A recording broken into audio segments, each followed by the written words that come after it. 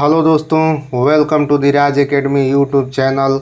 और खुल गया है जीके का 5वां पिटारा special UP triple SC PET के लिए। तो हम इसमें जीके जीएस के क्वेश्चन प्रैक्टिस करने वाले हैं। तो चलिए आगे बढ़ते हैं।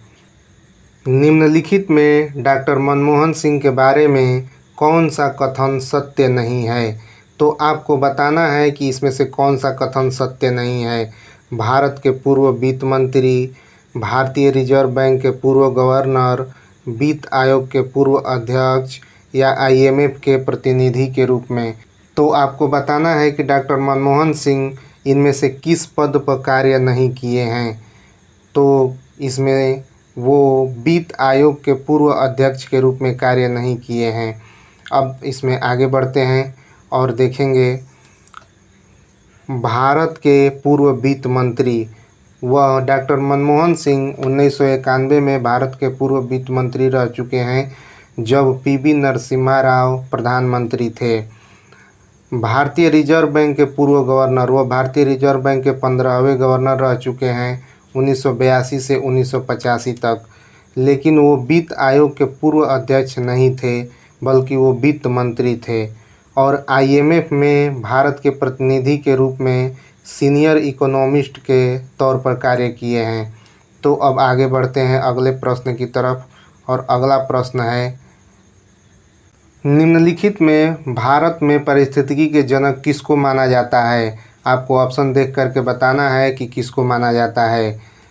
रीटर, अर्नेस्ट हेकल, मीवाट या रामदेव मिश्र को किसको माना जाता है? तो भारत में पारिस्थितिकी के जनक रामदेव मिश्र को माना जाता है। अब देखते हैं आगे। रीटर को फादर ऑफ इकोलॉजी कहा जाता है। अर्नेस्ट हेकल ने इकोलॉजी वर्ड दिया था, मतलब पारिस्थितिकी वर्ड दिया था। मीवाट ने हेक्सियोलॉजी दिया था। और रामदेव मिश्र को भारत में इकोलॉजी का जनक कहा जाता है, मतलब फादर ऑफ इंडियन इकोलॉजी। अब बढ़ते हैं अगले प्रश्न की तरफ। और अगला प्रश्न है, निम्नलिखित में सुपरसोनिक प्लेन जेट विमान वायुमंडल की किस परत में यात्रा करती हैं? मतलब सुपरसोनिक मिसाइल और जेट विमान वायुमंडल के किस परत में उड़ाई जाती हैं? और जो नॉर्मल एयर बसेस होते हैं, जैसे हेलीकॉप्टर हो गए, एरोप्लेन्स हो गए, इनको किस वायुमंडल में उड़ाया जाता है? तो आपको ऑप्शन देख करके बताना है कि किस में उड़ाया जाता है। क्षोभ मंडल में, समताप मंडल में, मध्य मंडल में या वायुमंडल में, किस में उड़ाया जाता है? तो सुपरसोनिक प्लेन्स और जेट विमांस को समताप मंडल में उड़ाया जाता है। अब बढ़ते हैं अगले प्रश्न की तरफ। और अगला प्रश्न है, निम्नलिखित में मॉन्ट्रियल प्रोटोकॉल किससे संबंधित है? आपको ऑप्शन देख करके बताना है कि किससे संबंधित है।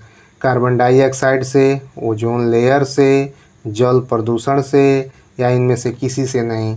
तो आप बताइए कि मॉन्ट्रियल प्रोटोकॉल किससे संबंधित है। तो मॉन्ट्रियल प्रोटोकॉल ओजोन लेयर से संबंधित है। ओजोन लेयर से संबंधित है।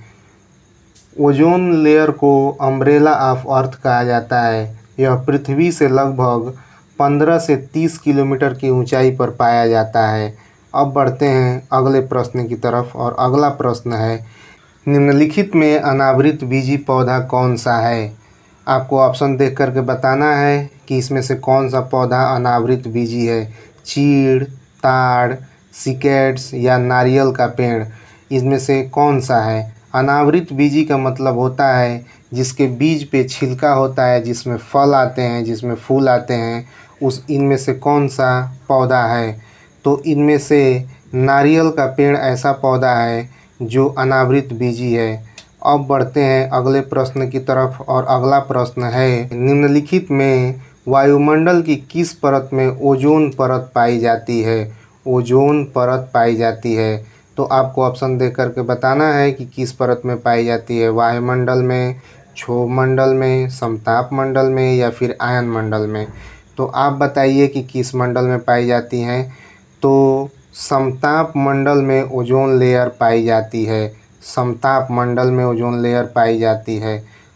यह 15 से 30 किलोमीटर की ऊंचाई पर पाई जाती है और ओजोन लेयर को अम्ब्रेला ऑफ द अर्थ बोलते हैं। अब बढ़ते हैं अगले प्रश्न की तरफ और अगला प्रश्न है, निम्नलिखित में भारत के महान न्यायवादी किस आर्टिकल में हैं? आपको बताना है कि निम्नलिखित में कौन सा ऐसा आर्टिकल है जिसमें महान न्यायवादी के बारे में बताया गया है। आर्टिकल 52, आर्टिकल 76, आर्टिकल 63 या आर्टिकल 69 किस में बताया गया है? तो आर्टिकल 76 में भारत के महान न्यायवादी के बारे में बताया गया है और भारत का महान न्यायवादी राष्ट्रपति के प्रसाद पर्यंत कार्य करता है। इसका कोई कार्यकाल नहीं होता है, इसको जब चाहे तब प्राइम मिनिस्टर हटा सकते हैं और इसकी योग्यता सुप्रीम कोर्ट के जज बनने की योग्यता के बराबर होनी चाहिए, तभी उसको भारत का महान न्यायवादी बनाया जा सकता है। अब बढ़ते हैं अगले प्रश्न की तरफ और अगला प्रश्न है, निम्नलिखित में किस गैस के कारण समुद्र लेवल बढ़ता है? तो आपको बताना है ऑप्शन देख करके कि किस गैस के कारण बढ़ता है। Sulphur hexafluoride, chlorofluorocarbon, carbon dioxide या सभी के कारण। तो समुद्र लेवल बढ़ने का कारण क्या होता है? Global warming. और ग्लोबल वार्मिंग किन किन गैसों की वजह से होता है? तो इन सभी गैसों की वजह से ग्लोबल वार्मिंग होता है। अब बढ़ते हैं अगले प्रश्न की तरफ और अगला प्रश्न है, निम्नलिखित में वायु प्रदूषण कंट्रोल एक्ट कब लाया गया? तो आपको ऑप्शन देख करके बताना है कि कब लाया गया। 2002 में, 1986 में, 1981 में या 1974 में, कब लाया गया? तो एयर पोल्यूशन कंट्रोल एक्ट 1981 में लाया गया। अब देखते हैं आगे। 2002 में बायोलॉजिकल डाइवर्सिटी एक्ट लाया गया। 1986 में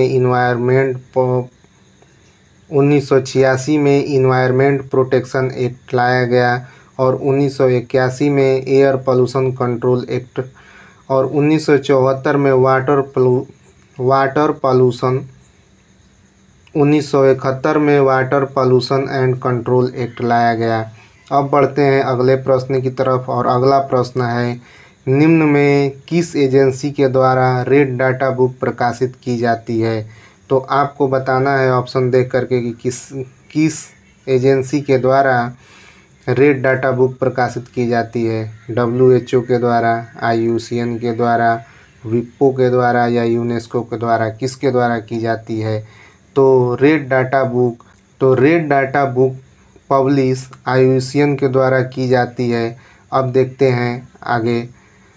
WHO world health organisation, IUCN international union for conservation of nature, विप्पो world intellectual property organisation, UNESCO united nation educational, scientific and cultural organisation.